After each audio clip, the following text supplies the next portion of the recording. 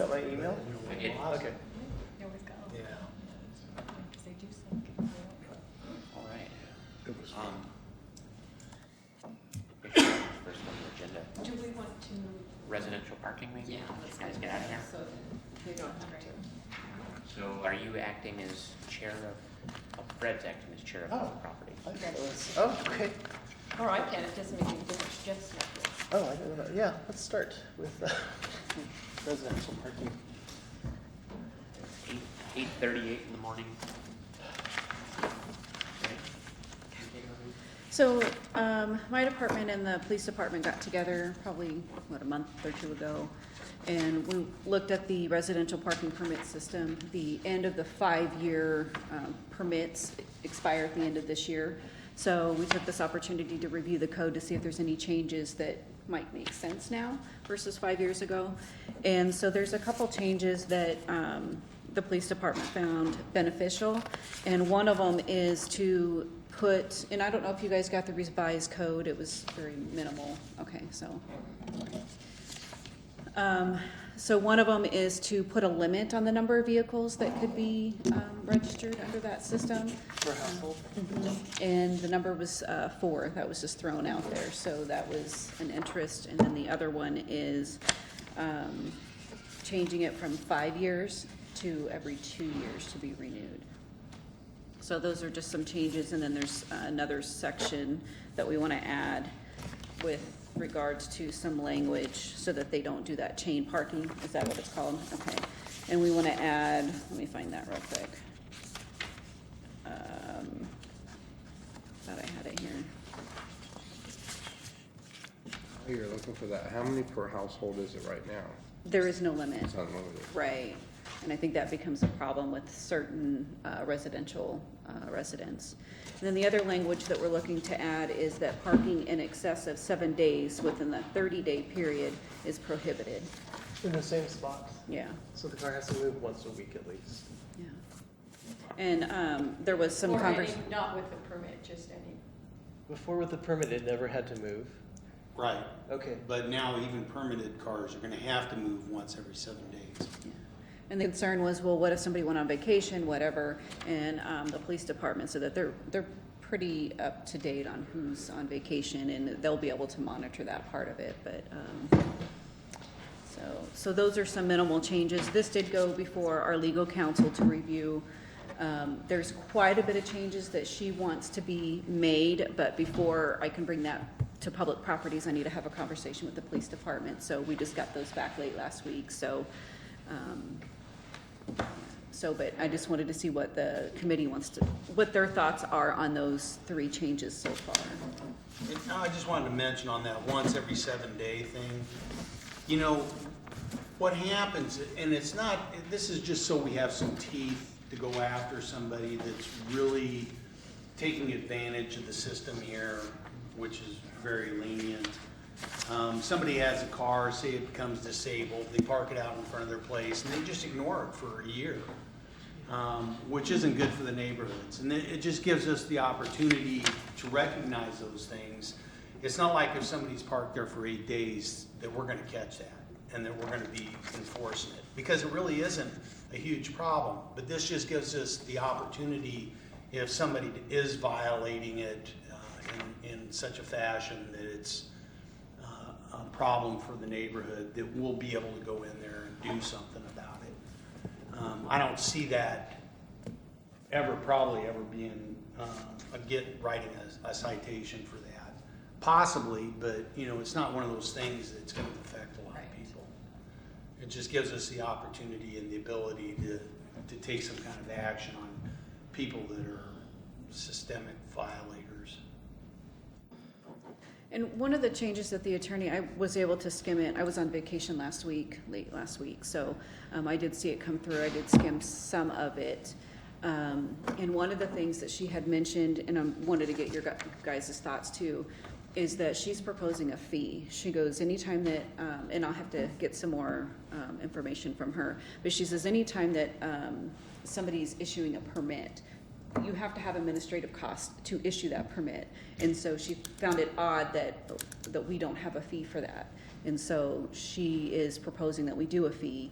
And I just wanted to see, before I go back to her, to say, you know, the committee's not interested, we can move on from those checkpoints that she's brought up. So wanted to see what your guys' thoughts are on administering a fee.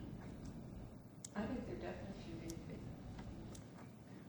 I'm not opposed to a fee. I'm just wondering if your average resident will realize it's an administrative fee versus they're buying a parking spot for whatever dollars a year. It'd be in the code that it's an administrative fee. Yeah, and I It think would that outline would it. That would be depend their entirely perception. upon what the fee is. Yeah, like $10 or whatever. Yeah, if it's a, you know, a $25 or $50 fee for administration, that's one thing. If it's a $250 fee, you know, then I would feel. Questions I have, how onerous is it to process the permit or get the permit by the citizens? Because right now it's an action they only have to take every 5 years. Right. And if we move it to every 2 years, you know, how burdensome is that going to be for the public? I don't think it's going to be very burdensome because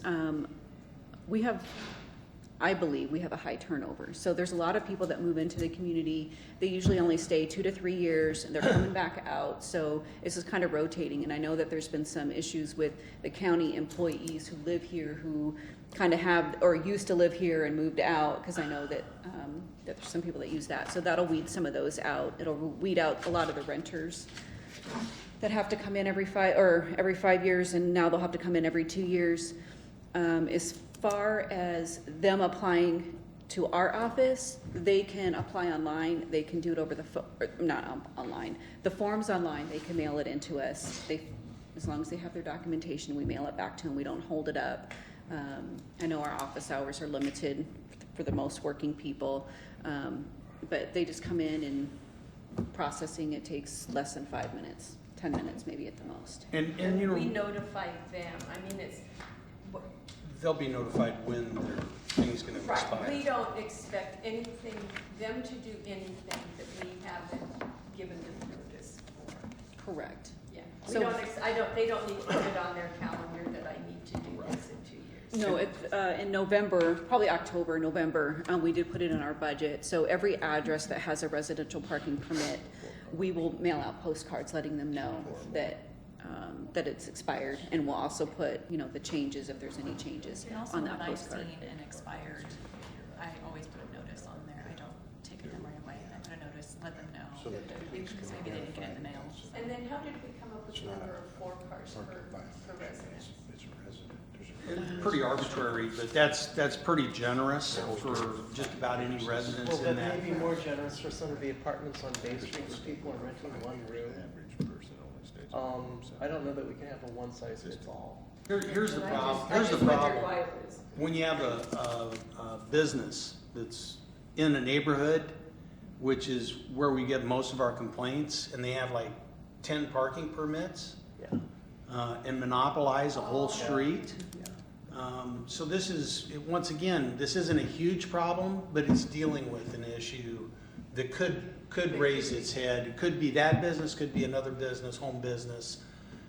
When you give people unlimited something, some people are gonna take advantage of that. Right, no, I just wondered why we didn't choose 3 or 5 or. Yeah. I mean, I would think that Four most is- people, I would think it'd be- residences aren't gonna have 4 4, cars. but I wouldn't either, that's why I was wondering. And they'd have to have 5 to go over, so, I mean, they obviously would have a lot of kids that are staying at home, I guess Yeah. the economy's Yeah. bad, but.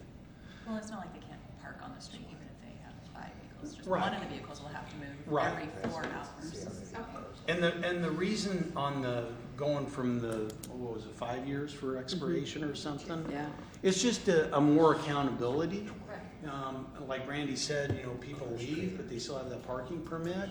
And it just gives us, the ability to see if there's an issue or a problem. And, you know, it may not seem like a big deal to most people, but if you got somebody that's parking constantly right in front of your doorstep, and you know they don't live in the neighborhood and that type of thing, you know, and it'll just give us an opportunity to change that parking permit a little bit so that the parking people can see, you know. I like these changes, but I think one thing, and I have been concerned about people having a permit after they've moved. Is there anything in a language that says if they no longer live there, it's not valid? Do we have something like that? That's question A. But question B is there a way that we can run every one of these permits once a year against a DOL database to see if they've had a change of residence?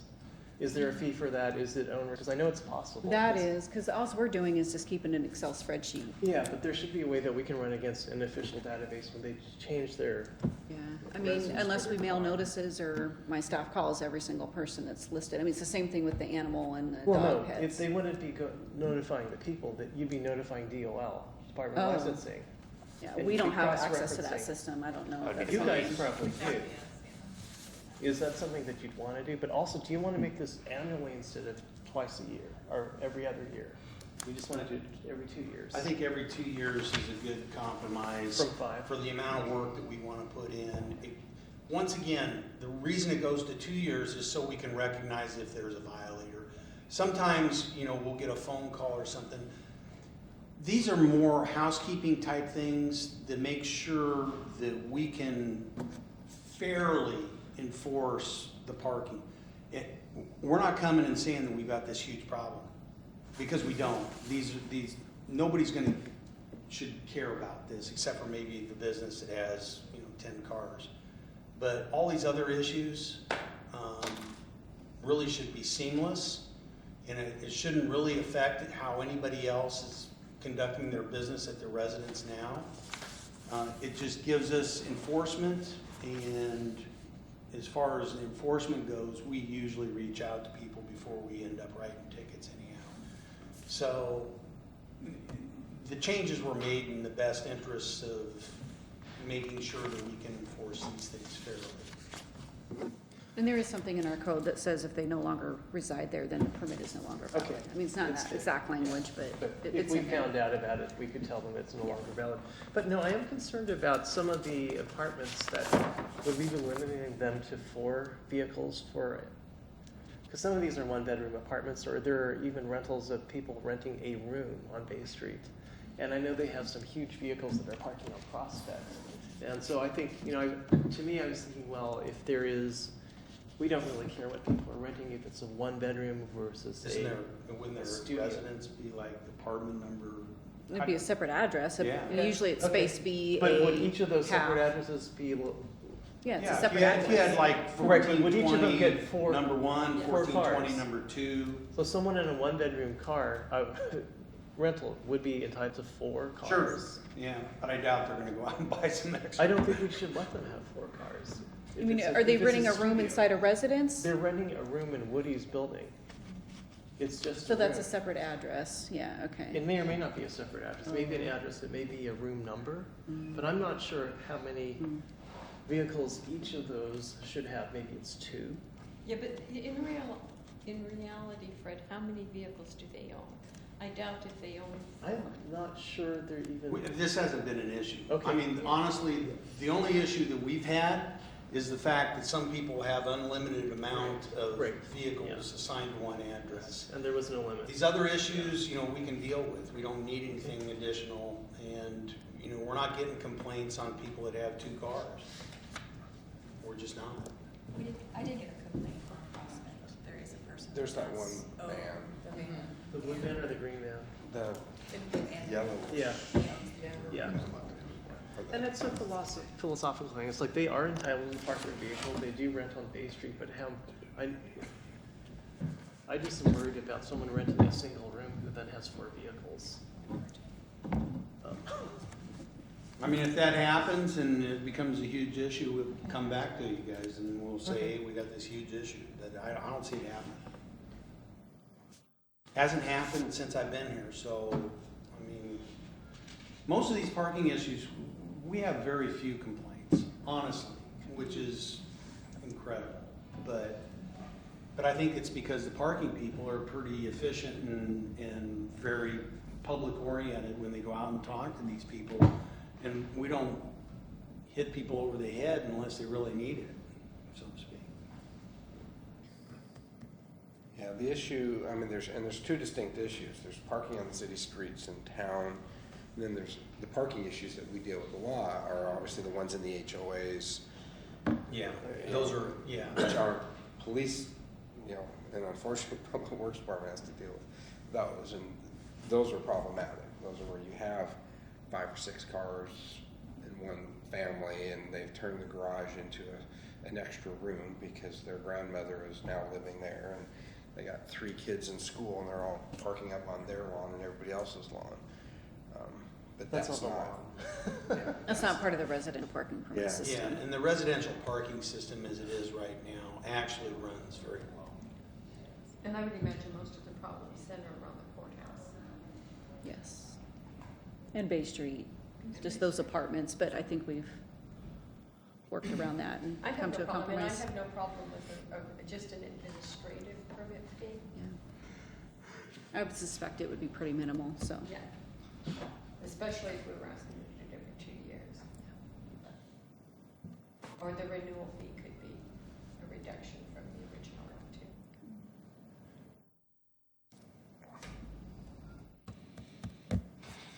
Okay, I think I'm hearing a Yeah. go for it. So we're done with the residential parking thing? Yep. Okay. Thank you. Thanks for being here.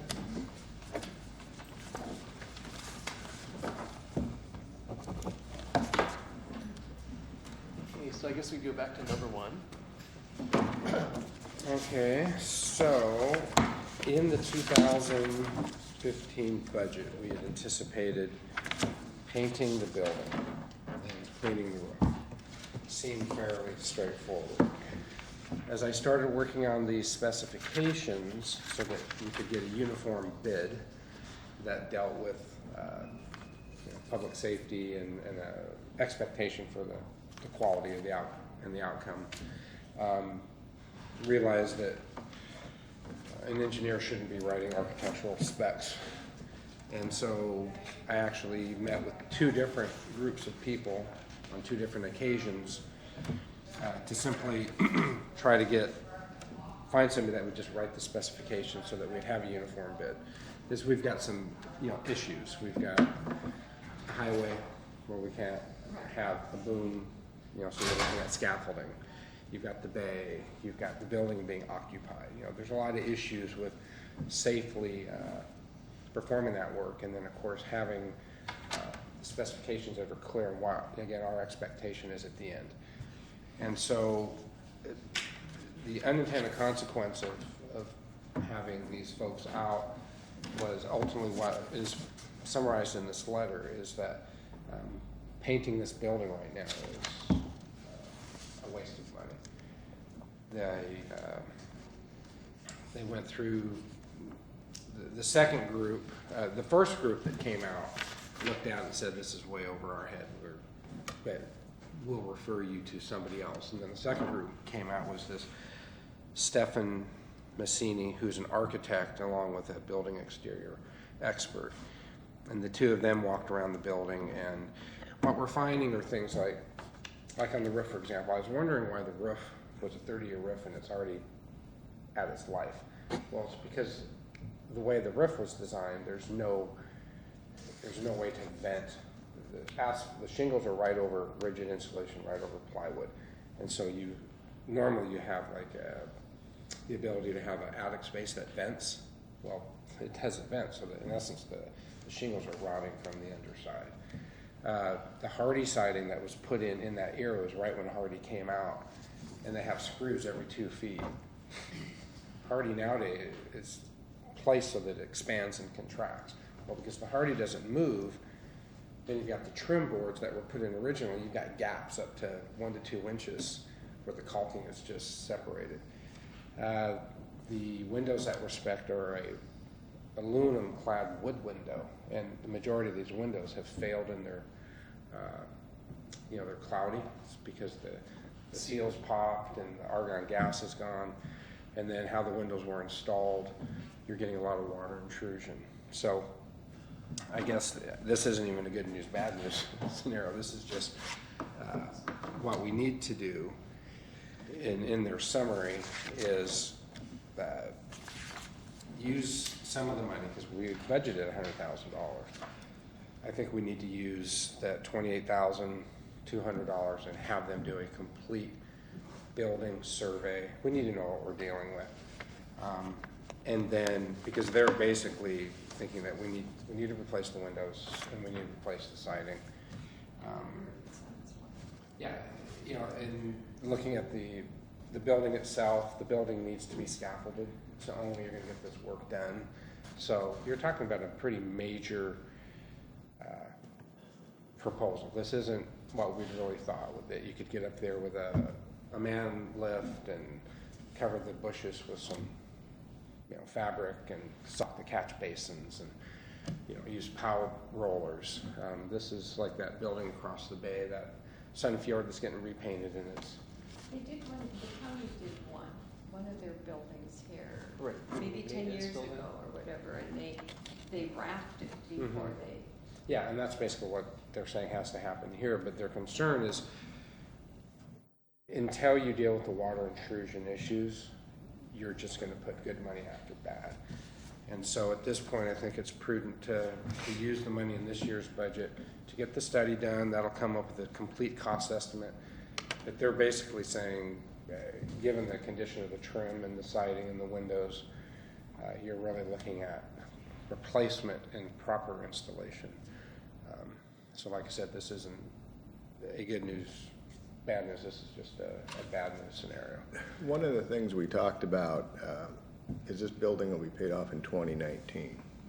So some of this is to decide where are you in relationship to that. And if you were going to do something major to this building, which has a second footprint out here, and to look really at what is your facilities usage at that time and how this building's being used is in that era of 2018, 2019, somewhere in that time frame, make a major decision on what you want to do with this building.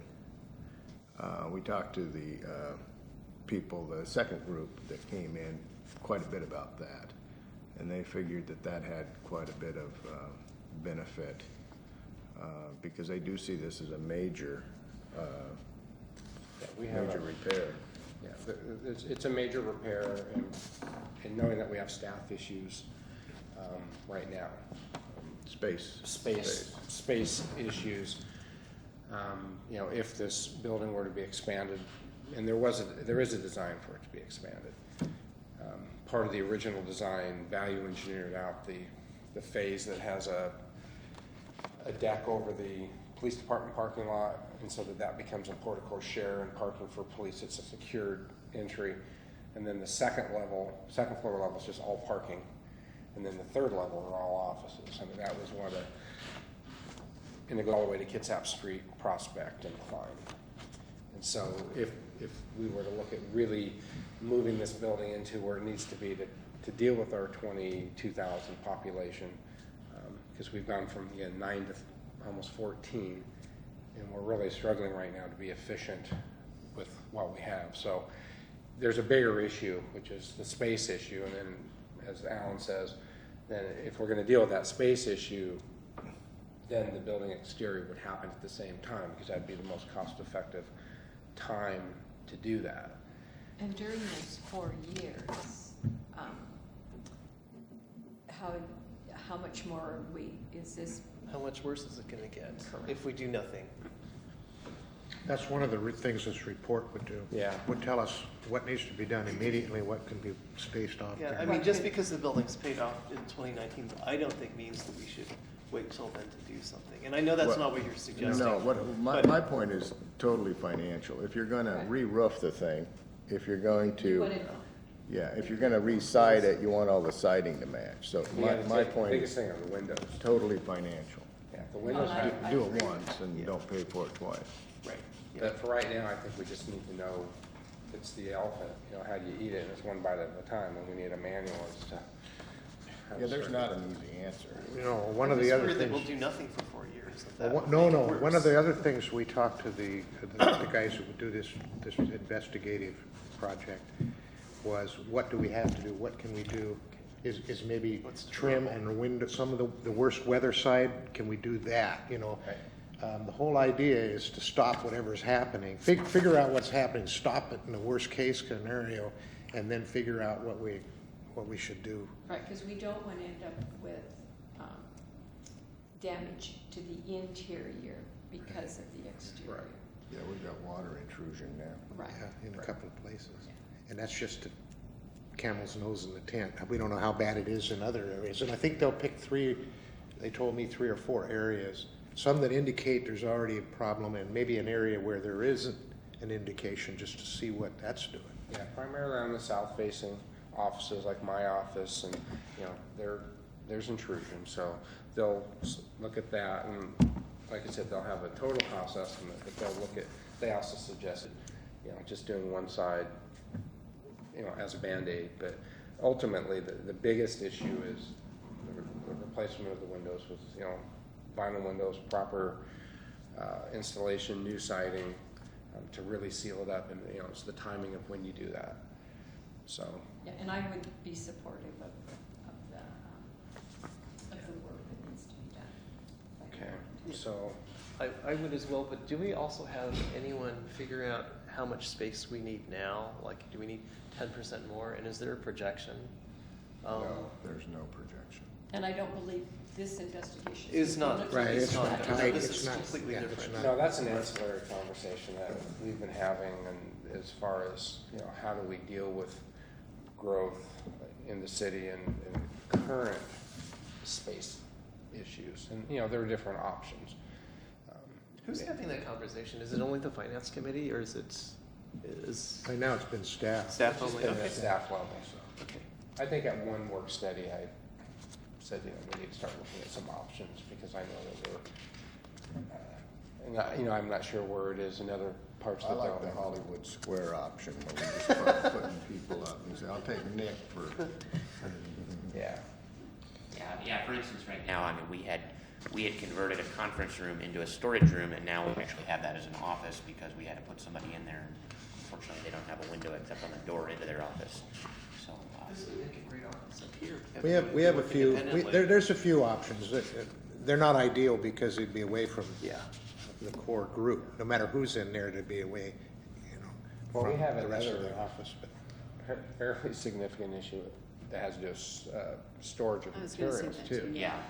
We have, Yeah, we're completely on the 4th floor. It's just, that's why I have over 50 boxes in the 2nd floor, because I have nowhere to put them. One, I have to inventory them, and second, there's nowhere to put them. So we're at our capacity as file paper storage levels right now, so. Yeah, and we're gonna have to look at this by department, not individual positions. For example, should Public Works build a new building out there, underwater sewer and that type of thing, should those folks be out there?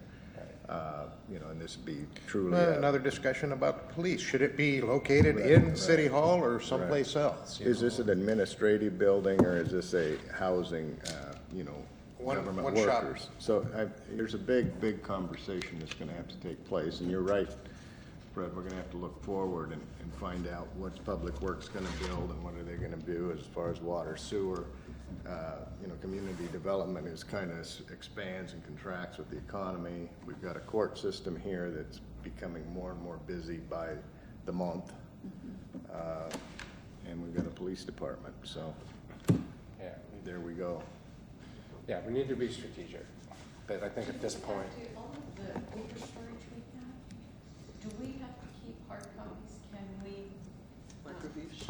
yeah, or scan it or? We can do a digital, we can go through the steps to make our paper copies into digital and have the digital our original, but unfortunately, we're not there yet.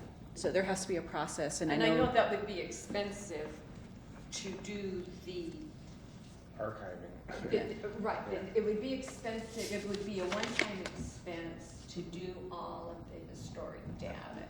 But after that, it would just be maintenance. And the storage itself is, of hard copies, is forever, you know.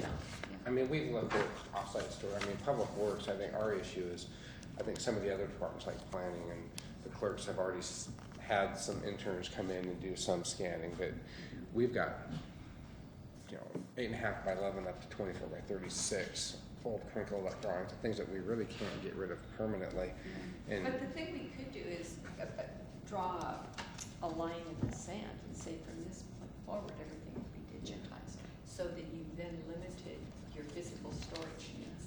yeah. The clerk's office is moving towards that. We're, Your passcode is required Sorry. for the iPhone.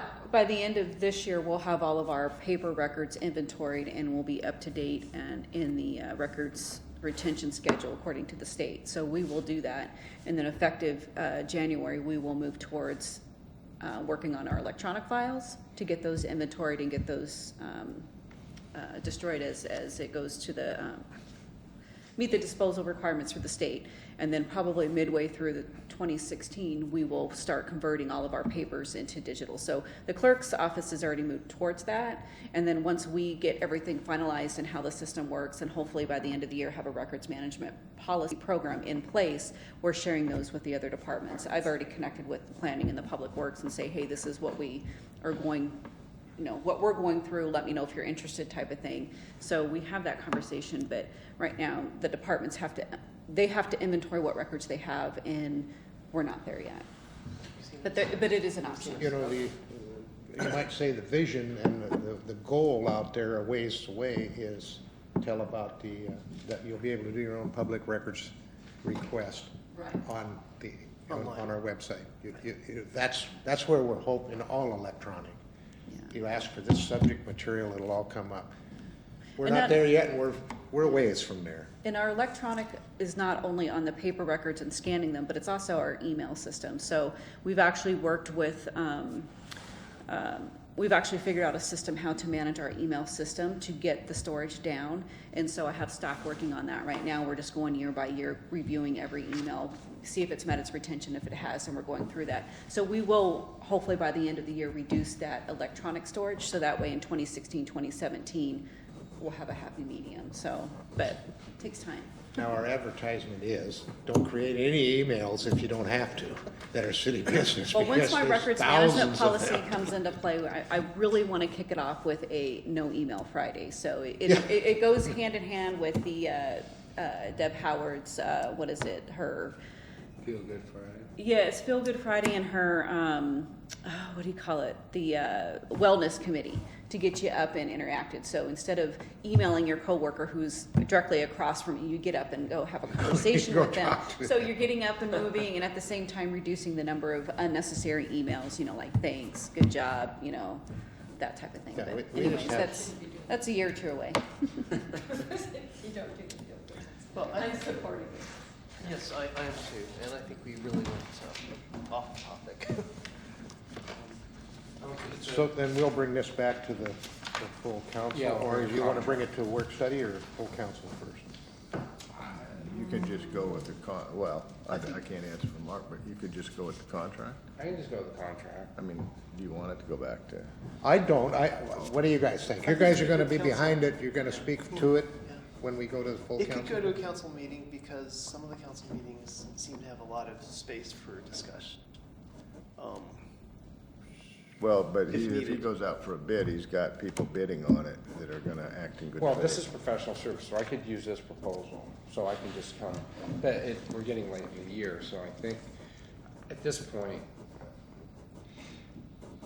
I'm kind of comfortable with this company because they've been here twice, and you and I walked around with them, and you Yeah, walked we around spent- with them. we spent quite a bit of time with it. Yeah, we spent a lot of time with them. To be aware of what we're doing. okay, well, I can take it to a work study first, and then, Next week?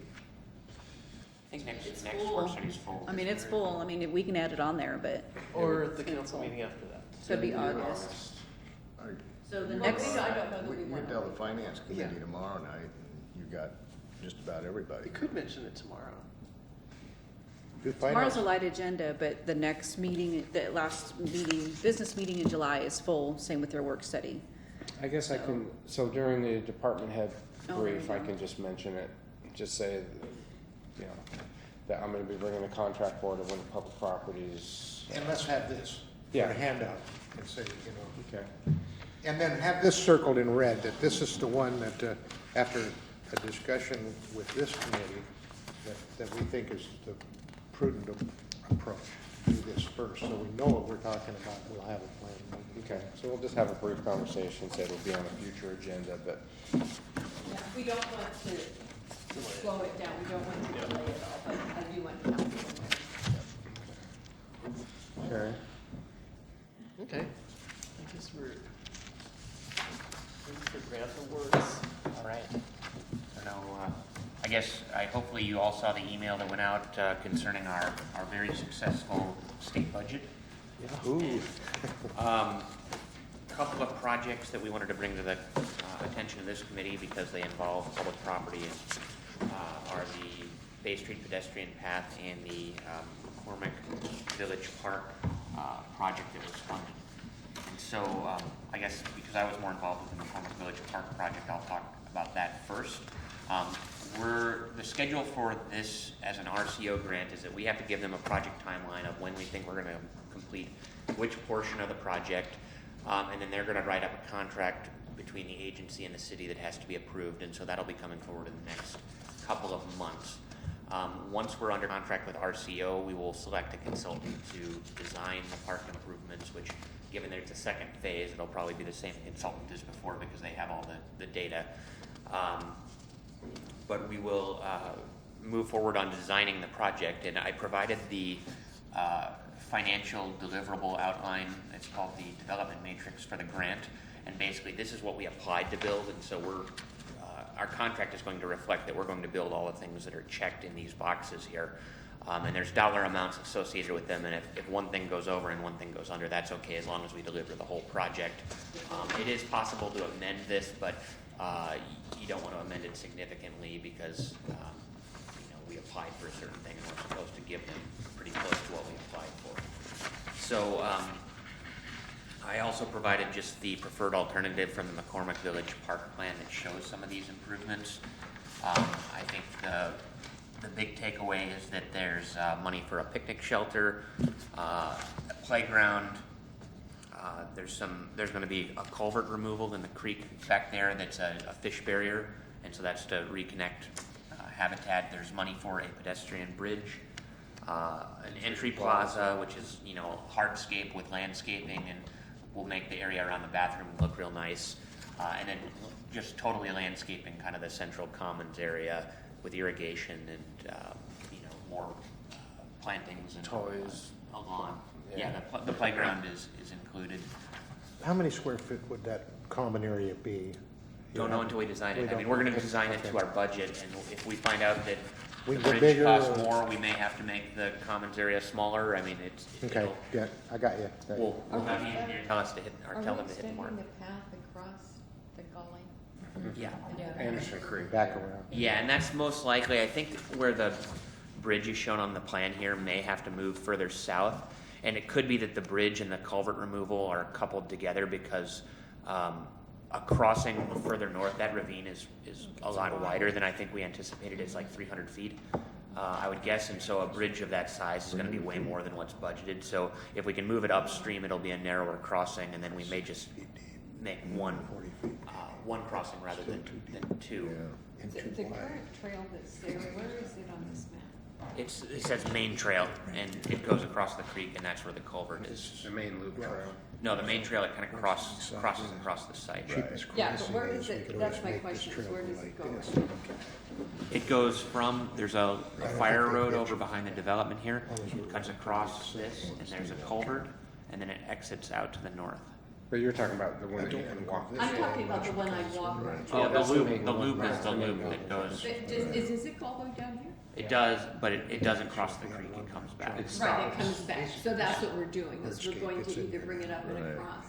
Well, we're gonna make a second trail so that it'll go across and then down, so it'll be like kind of two loops. Correct, I understand that, but it may not be there. Yeah, it's probably gonna be down here or at the site of the existing crossing. Okay, thank you. Yeah, well, the main loop ends at the bridge, then you get on, because they built that point, and then we put up a Right. barricade. Then you get on the secondary paths that brings you back in. So we'll probably bring that main loop back to the southwest a little bit and then find a place to cross. I've seen that. How many phases do we know to complete this part? Or is it even in? It'll probably be three. I think One more the after grant this. that we have now is gonna get, so the concept plan had 3 phases outlined, and we've done most of phase one. This grant is gonna get us, the rest of phase one, most of phase two, and even a couple elements of phase three, and then there'll be some other things. There's like a lookout tower, like a forest tower. I don't know that that's ever going to happen, There's an but, amphitheater. yeah, the Still in amphitheater would be a phase three. phase three, and that, you know, is that's in something that phase could three. presumably And extra happen. parking, but that road isn't there. You know, Yeah. until that road's there, we don't know where the Sounds like a parking lot's is. happening with this. No, yeah, this is, I mean, $780,000 in park investment is a big deal, and just to remind you, this does have a 50% match, the state's paying for half, we're paying for half, and we've got the McCormick Park Fund that came from Gem One, along with park impact fees to leverage this state money. So we're good financially. huh? Yeah, I think we're right, pretty right. close to the mark. Right close, you don't have any. Extra. Yeah, we don't have a lot of extra. Staff time So we could had be half of used as match, 780 in that. so, Yeah, well, we got, no, I not. thought we only had 260 or No, something. we don't even have that. What is it, 191? 185, I think is what we have. Some of the stuff we 185 left in McCormick and then the park fees. And We have some of it in 300 phase parking one still, it's like a credit card, right? We, Those two park impact fees at 300, that was earmarked for the path. I don't know that No, the path we is looked at that listed. the other day, when this came through. I'll double Not that check we that. spend it, but that's what we agreed to do. we took money from another pot Right. to finish Bethel, Well, yeah, to do the Lund Bethel intersection. correct. And then that left us an opening for the pedestrian path. And so we said we would use 300 from the park impact fees. Yeah, I I'll think double we check determined we that. couldn't do that, but. Right. Well, I'll go and double check it for you. we can't use any McCormick impact fees No, for the parks credit. impact fees, so you know how the transportation impact fee, we have a project list? The Bay Street pedestrian path, I don't think was factored into the calculation of the park impact fee, is my understanding. So I don't know that the money is eligible. I know there was a discussion. About the park impact fee to go to Bethel? No, the park impact fee to go to Bay Street pedestrian. There was a path. suggestion Oh, at one point, right. or directing to take some of the park fund and do it to build Right. pathway, but because we have fully funded the pathway now. So we don't need it. Yeah, I'll go back and look. You're talking about the swap where we took the admin. That's what I'm Right. talking about. No, because you couldn't, well, I'll go back and double check. Right. I just wanted to make sure. I think it's a moot point. We're not counting on it. I'll double Yeah, I just want to I'll make get sure it we weren't straightened counting out. the twice. I will. Okay. So So Mark- I've got a question though on this park, for Mark. At what point do these parks start to impact your availability of labor to maintain them and take care of them?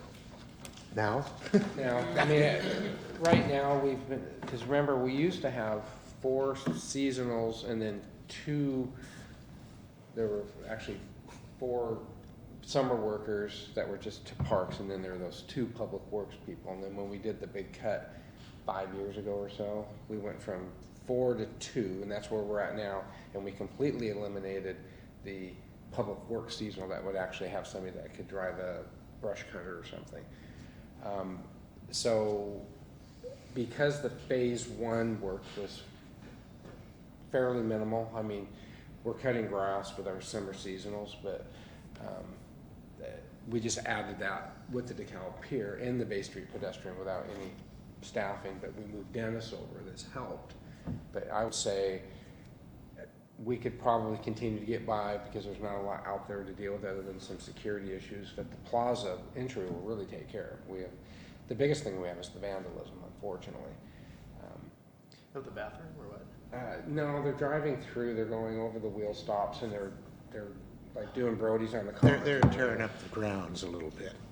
And I think it's the same 2 or 3 people, so we've tried. Well, I think we'll be able to put a camera. I think in this project at some point, won't we be able to put a security try camera? it. well, we've been putting boulders and things in certain locations as it occurs. We keep, it's kind of like chess. It's like we'll put a boulder and then they'll find They'll something find a to new put. one. So I think with this phase 2 work, the park's gonna move from just being a place where a few people come to walk to start actually using. When you got picnic tables, barbecue pits, toys, you know, more active things, I think it's gonna be, with the entry plaza that actually provides a barricade, I think that will help in that regard, but you're right. I think once we get to that phase 2, we're gonna have to, So 2016, 2017 budget, you might be looking at Another- increased labor costs. yeah, we're gonna have to. Well, and I guess we really need to start talking about the bigger picture, which is, are we actually gonna create a parks department, Parks and Rec department, that basically has its own kind of facilitator and grant writer and, really overseeing that like Wilmington does or other jurisdictions. We're gonna hit that point where it's gonna really fall out of Public Works' ability to do it properly. Like I said, by 2020, you'll have DeKalb, Bay Street, McCormick, potential other facilities. So yeah, we're kind of moving in that direction, so. Be careful what you wish for, kind of, because Yeah. of cost. I mean, there's a cost to having all these nice facilities. Well, and then there's the other issue, which is the cost of, increased maintenance equipment and the personnel. So we have the same issue, is we're full at the shop. And we've always needed to have a shop on the east side, and that's where, currently we're using what's left of Paul Powers in that building for our lawn equipment, but we still need a place to have store one of our snow plows and the sander and some sand for the winter, so we have each side of the freeway. So yeah, there are a lot of moving parts in this. So, but I would say the completion of phase 2 is going to trip What that. do you think the time, because you said the project has to have a timeline, what kind of timeline are you looking at? Well, if we can get under contract, I don't think the design's gonna take more than 3 or 4 months, and so potentially we could bid this next summer. But, it's gonna take a lot of work, and obviously our office is very busy right now with construction activities, and it's gonna be availability of staff to meet all the milestones and getting it designed and bid. So I'd say next summer or the summer after that, it should be. Is there the availability of funds? I mean, we have to come up with a timeline, but is there an expectation, with the action the legislature took? Well, this grant, it's not, this is totally funded. It's not an issue on the McCormick side. Or also there's a small RCO, same grant agency, RCO grant for acquiring the piece next to Comfort Inn. Those 2 things are funded and can be completed as quickly as we get them done. We just have to tell the agency so that they can plan. But if we have to wait 3 or 4 years to do it, These I are wouldn't in- wait on these. These are like in their reappropriation bill. okay. These are earmarked Yeah, I think funds. I you think can- you don't have a problem. It's not. There's no it's part- expiration It's date. not, well, the legislature giveth and the legislature taketh away, but these are funded sources. Okay. So your reappropriation risk is not, it's not in the operating budget. Let's put Yeah, it and your grant agreement will specify when this has to be completed, and I know you can get extensions on this, and I've seen that done on, I've dealt with these grants previously with another town, and so we were able to get extensions. I would think that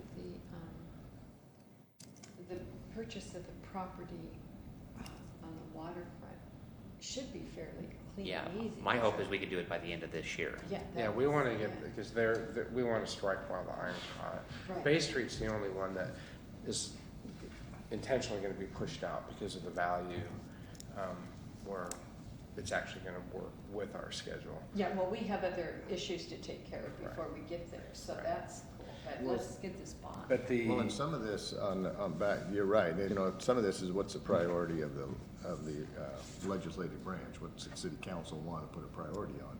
If it is to do McCormick Woods, next year, then, it'd be nice to have that communicated earlier, so when we work through the 2016 budget, we can make those adjustments that Right. allow Nick to have the resources that he's going to obviously need in March when they move into that. Yeah, I think if we're going to not hear anything, we're going to try to do it all but we're going to prioritize. And you may not agree with those priorities Well, that staff and I can. What are we prioritizing? Are we saying like the path over the McCormick? Well, not over, but who goes in front? And I would say the Bridge at Blackjack's most important. It's ready to go. Yes.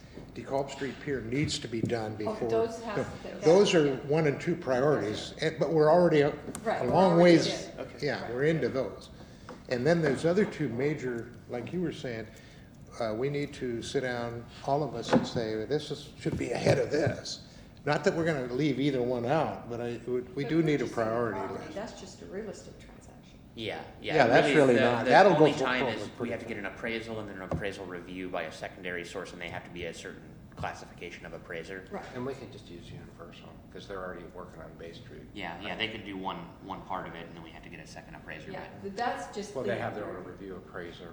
Ah, okay. That's the process that we use on Bay Street, so we can just add that as a change order, I think, Gotcha. to their proposal. So see, there's 1, 2, and 3 already done for us, as far as prioritize. And then, so the big discussion is, would you like to see us concentrate at number 4, this, and number 5, the rest of the trail, or vice versa, or do you want to try to go parallel? I think they're all gonna fall into, Into place. they're gonna fall into March step, because we know that segment 4's, the bids are due Friday, so we have to. Moving on. I already got a 6-month extension on that because of the Bay Ford thing, so we have to get that done. And then DeKalb Pier will happen, I've got a proposal coming to council here in the next couple weeks or so to update the permits for DeKalb Pier, because those are gonna expire at the end of the year, so we'll do that. So I would say 2016, we're obviously gonna do the DeKalb Pier Phase 2.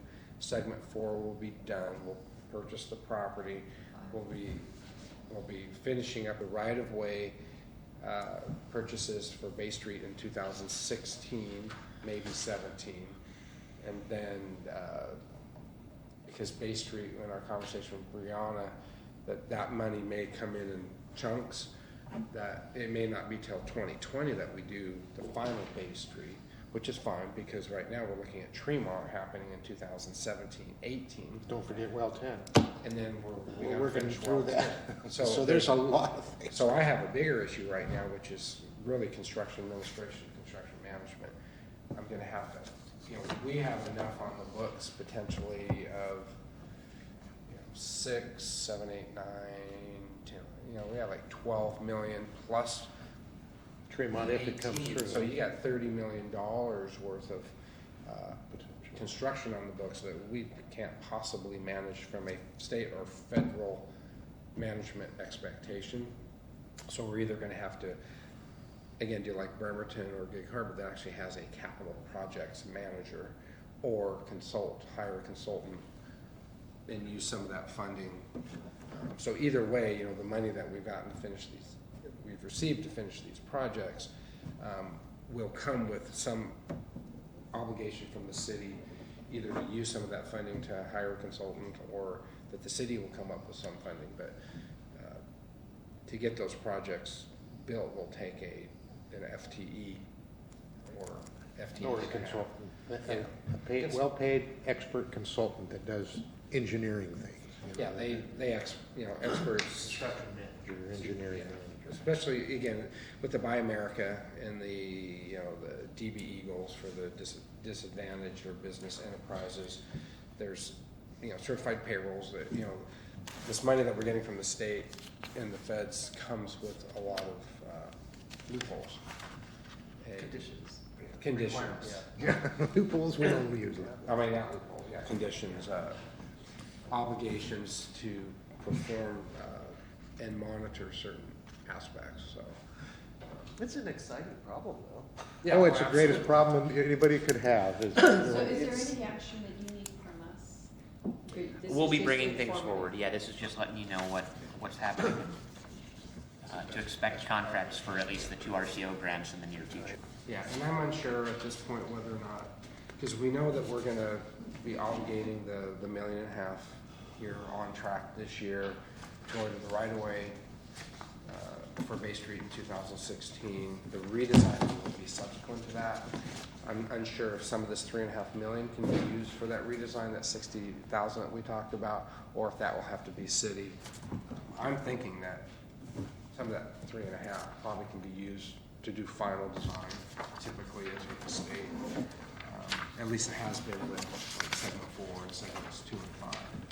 And then, like I said, we'll look at Bay Street as a 2018 or a 2020. So it's moving forward, and I appreciate the fact that Nick had the foresight to put in for the RCO plans, because that's what got us on the list. mostly feel the same way, but I realize I now have a lot of work to do. And I'll go do some of it right now. You're gonna go do some, All right, thanks. I guess we're ready for item 4.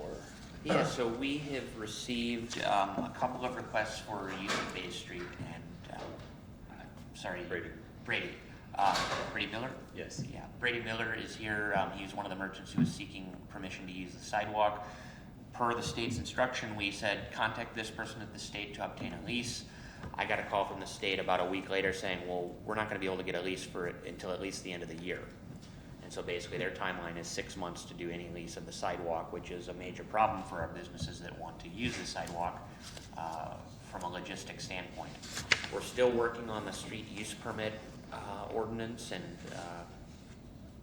we were hoping to have that at this current council meeting, but it's not quite done yet. But as far as we can't give permission on behalf of the state or lease on behalf of the state. I did talk to the state about the possibility of an interlocal agreement. I said, look, we have 150 merchants downtown that may want to use the sidewalk. Are you saying that it's going to take 6 months to do each one of these leases and that it has to be reviewed by the Attorney General? That doesn't make any sense. Why don't we have an interlocal agreement where we'll administer this for you? And she says, well, let me talk to the higher ups and I'll get back to you. And that was about a week and a half ago, and I have not heard back yet.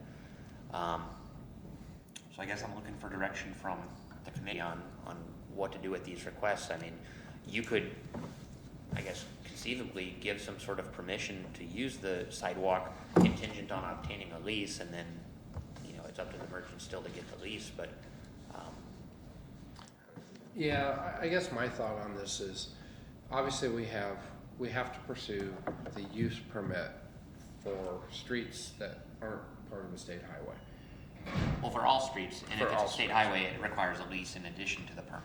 Right, because, again, my big issue is, if anybody uses the sidewalk, there has to be some sort of condition of understanding, again, expectation for not blocking the sidewalk. Really, it's the pedestrian access road. That's the key thing. And we had that situation with the swim deck when they did that last minute thing, put the Santa cans out and put them right on the sidewalk, and they blocked the pedestrian access route, and they were in violation of ADA. They could have easily put them in 2 of the parking spaces right there, but instead they upset the neighboring businesses because they blocked the sidewalk. It's those sorts of things that if we have some sort of an agreement that just says, okay, you can use the sidewalk, but you have to maintain the pedestrian access routes. Didn't we have that last year? I'm remembering that we signed an agreement s- with, and we got insurance. Right.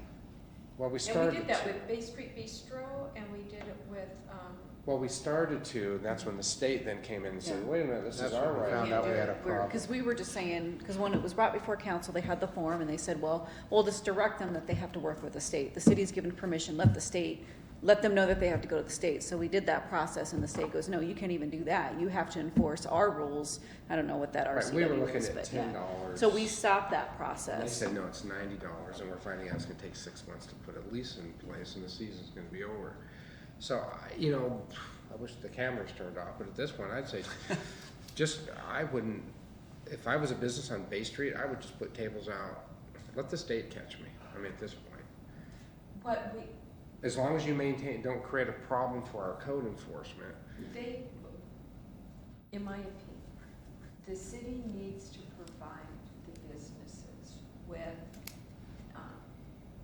the ADA requirements, so that they know that there has to be 4 feet of walking space and all of those other things that, because they're still having art walks down there, aren't they, on the sidewalk?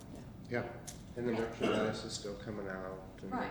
Yeah. Right, so all of that's happening, but I believe that we should let them know what the safety rules are. Well, we've been And if doing they're that. complying with that, and we turn our head, like you said, the state would have to be the one to reprimand. The only, the risk manager part of me, I don't like that statement about where Yeah. we turn our head, because what's gonna happen is that you're shifting the liability. So you're shifting the liability from the merchants now to the state. So if we educate them and say, hey, it has to be ADA compliant, and they fail to make it ADA compliant, then what's going to happen is the merchant's going to come and say, well, the city said I could do it as long as it's ADA. Well, then the state's going to step in and says, the city doesn't You have don't the have authority to permission, do that. authority So to now do what's that. going to happen is, I don't think the state's going to sue the city, but they could penalize us, or I don't know what the rules is. So we want to make sure that we're very cautious Brady, I because, suspect you just want to put out a couple of tables and some chairs. I do.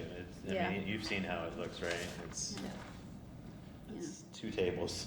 Right. Yeah. Yeah, And we want to encourage this. I mean, I don't think there's any right. problem. I would just doing make that. sure that their insurance is going to cover for that type of activity, because you don't want to be caught up in a lawsuit. Another thing, that the art walk is going on. I haven't seen one that doesn't meet the ADA requirements. You know, they're pretty savvy on leaving space. And so I was just down there the first Saturday of this month, and I kind of looked to make sure that there wasn't any, as far as artists, they were really good. They had plenty of room around to get around. So I don't think we'd be cited for the artists, but there was a few others that might have been a little close in the footage. Well, I know Kathy, the previous code enforcement officer, you know, I had given her all the current stuff from pedestrian accommodation workshop that I'd gone through. And I know that over the years, she's gone through and talked to merchants about, you know, dealing What it with means. because we've had some specific complaints that came through Public Works Department that were one gentleman that used to walk with a cane, and then somebody in a wheelchair. So there have been legitimate concerns that I think there's been some education that, you know, again, I got to defer to the risk management side. You know, I know that that's looming. I just find it very frustrating that, you know, the state's gonna, instead of just having a very simple agreement that we can manage that they're turning this into a long protracted $90 a month, and it's gonna take 6 months to get it kind of a deal. Not only that, but it's going to cost the state more to administer this than they're going to get in rent. Well, and the businesses down there, we want our businesses to succeed. We don't want to charge them $90 a month. That, you know, because that would kick it out of being even a reasonable thing for them to expect to make a profit, make the money back, you know. I would like $10 a year, you know, to use it for the season. That makes more sense to me. Well, again, the $10 a year is just the administration of processing the permit to make sure, and all we were doing with that, was my understanding, was just, it's kind of like the A boards, is making sure that they had their insurance in place and they knew what the ADA requirements were. It was just a real simple thing.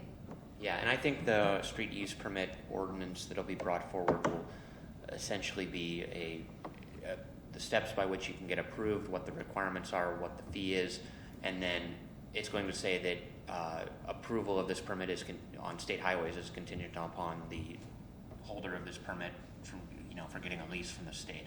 And it's going to say you need to contact the state leasing office to get the lease, and it's going to be up to them to follow up on that. But And we're not going to, what's the word I'm looking for? We're not going to follow up on that ourselves. well, we'll still look at the interlocal agreement as an option if we can get rid of that requirement. But at least in the interim, Right. it'll be a street use permit. You have to go get the lease, but because they actually then have the permit, they can send that to WashDOT and say the city's approved me. Here's my permit. I need a lease, from the state and I want it for 3 months for the summer so that I can put tables out or whatever they want to do. And but ideally, we're going to get the state just to sort of let go of that. In other words, we're not going to do the inspection for the state. Yeah. You know, I mean, we're going to do our part, which is say, you need to go to the state. Now, whether you go or how that works, we've done our part by saying that at least for right now. Is that what we're saying? Well, I mean, the permit is going to say you need a lease, and it's going to be up to them to follow up. So It's not up to us to see that they followed up or it is up to us, but I don't know. It would be up to, in reality, it would be up to us if there's an accident and there's litigation. then they're gonna. That's what you guys have to risk. You guys have to weigh the risk of liability. Is it a low risk? Yeah. I can't answer that. I mean, we've had a number, I mean, Do we have the resources to keep track of leases? Probably not, but, is it something we'll check in on periodically? Yeah, probably. Okay. But if it takes 6 months and you're only doing it for 3, there's a pretty good possibility. Doesn't, Actually, the thing I'm most worried about for those tables is the fencing, because I think the fencing is dangerous if someone falls on it. Were these the black fences with little spikes on them? Do you remember? Call them spikes. Or Well, you need the fencing to meet your the alcohol? alcohol thing, right? You have to have that. Is there something softer, like could you do a rope or, I don't know? Yeah, we can explore, different parts, right? Because I love those There's not a tables. rail on the top of that? And we could put something over the top of that if you're concerned about these are, they're not sharp, they're Okay. rounded. That's just my memory, that's, Yeah, these are all rounded. okay. Put tennis balls on them or something. And it's not, when you, are, next to it, like, this would not stay rigid to where you'd, if somebody fell against it, it would fall in. True, okay. Well, again, I think the issue is, the year's gonna be over before you would ever get anything approved at the state, so. and there's nothing in the code right now that prohibits the activity that they're wanting to do, right? I think And it's if we don't nuisance, enforce it though. on weekends, we wouldn't know. We that. don't have a code enforcement officer here on the weekends, so. Yeah. That's what I usually tell people. So you're not really good with Thanks. the from spray. Yeah, I understand. Unfortunately. Is that's what you're hearing, right? We can't Yes. give permission. Yes, I understand. Yeah, until the ordinance is in place, we don't really have the, We can't give permission, Yes, yeah, I understand. but we are encouraging our businesses downtown to be successful. I understand. and we're gonna keep trying, aren't we, guys? Well, With yeah. the state to see if they can be reasonable and quit yeah, we're making waiting these. for them to call us back on that. Yeah, and if we need to kick it up a level or two, let me know who I should contact and we'll get it out of this gal's hands if she's not gonna work I on can't it. imagine she really cares at the state level. She does or doesn't? The gal Lori Shandell that was in that position before was extremely helpful, workable, responsive, and I have to say that Claudia is the antithesis of Lori. And so I think our best alternative right now is to not have each individual have to go to the state and wait 6 months. Oh, right. Yeah. We We need to have, do we it. have. to Anybody pursue wants this. to have. We have to find somebody at the state that's gonna, without potentially losing, having 166 come to us. We don't wanna Right. push so hard that they say, well, you know what, you should just take the whole right of way, Right. from here to Mile Hill. We don't want that. We fought that battle, and we fought to keep it until we hit our 22,500 population. So there is an unintended consequence if we push too hard. Right. But we should try to pursue an ILA where the state basically allows Pass it us to over to manage us. the use of the right of way for this type of thing, not carte blanche, here's the highway, here's Ross Point, here's the signals. Right.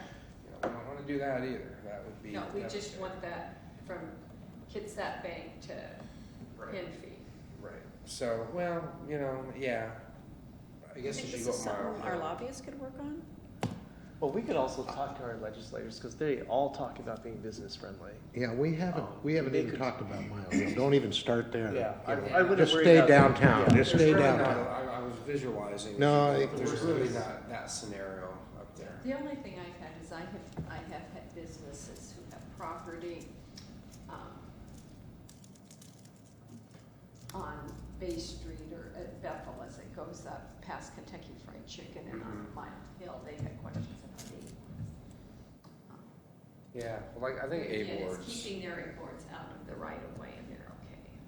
yeah, well, I think this is specific to merchandise and tables, and that's in the downtown Yeah, area. and that is downtown. So I think if we can limit it to just wherever we limit that, whether we started at, Started right here at City Hall and go as far yeah, I down. mean, we could, yeah, from Klein to Harrison or to Seattle. Seattle, because once you get beyond that, again, it's a different vibe, so. Yeah, if we could keep it limited and get outside of Claudia, that might be helpful, but I think we should try to move it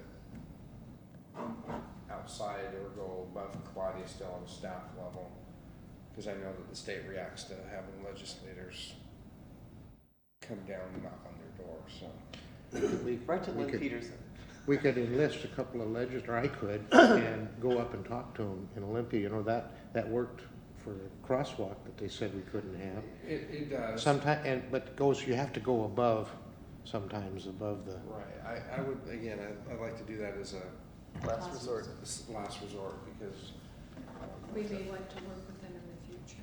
well, like I said, I just don't want this to suddenly, somebody goes, well, okay, well, we tried this before, and now, they somehow twist this into, well, the city wants to manage the right of way. Here it is. So, it's just a very specific overlay in which we have an ILA from A to B that just allows us to manage the use. And it, and because we have, the marquee is in there, so. Yeah, so I think we have a legitimate reason to put some sort of agreement in place, but. But I don't know that that should slow you down. nothing's ever easy with government. Whenever you start dealing with the government, it just gets complicated. Yeah, I understand and I appreciate your time addressing it. Okay, so I think Looks we're, like you were really busy. We had a packed house. Oh, good. Sunday supper. and are you open Saturdays for lunch? Not on a regular basis yet. Okay, occasional, okay. Yeah, it's occasional with, depending on what's going on. We're working on first bolstering the existing business, and then we're likely to add the lunch program, and maybe even 7 days a week. Oh, neat. That's exciting. Yeah. And Yeah. you get Woody as a landlord, so, I do, yeah. and we are likely to take the spot next door too. Oh, good. okay. The real estate place. Yeah. Nice. Yeah.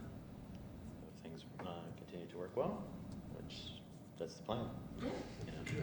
Plan and execute it, so.